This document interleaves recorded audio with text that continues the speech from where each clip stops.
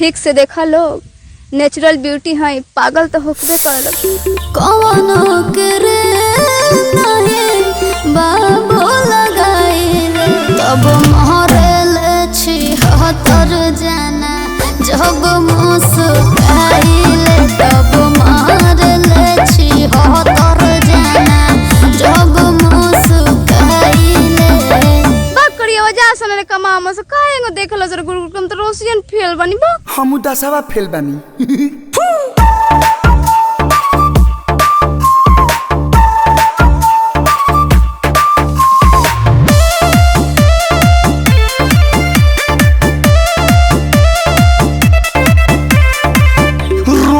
चढ़ल गोतरे गोतरे कमर बा पतरे पतरे। ई त बात सच बा।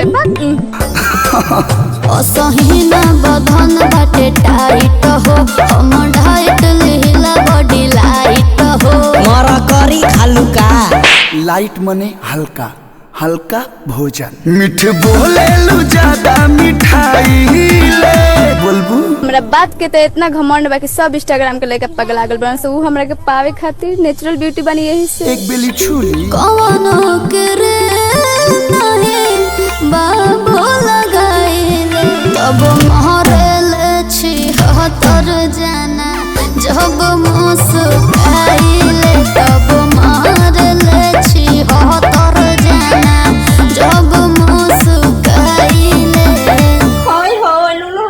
चिढ़ावती अरे मुस्काइले मुस्काइले।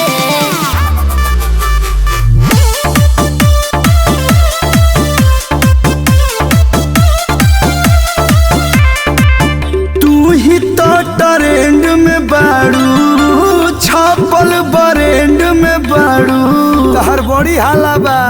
और सुना कलू मेहनत से बनने मिसाइल हो लालू मेंटेन रखिला पर खाइल हो। ब्रूटी को लगवा लो दिल जहरा न बारी सलाई ले।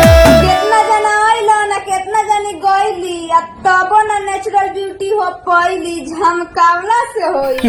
कवनो करे नहीं बाबू लगाइले तब महरेले छी हतर जाना जब मुस्काइले तब महरेले छी हतर जाना जब मुस्काइले।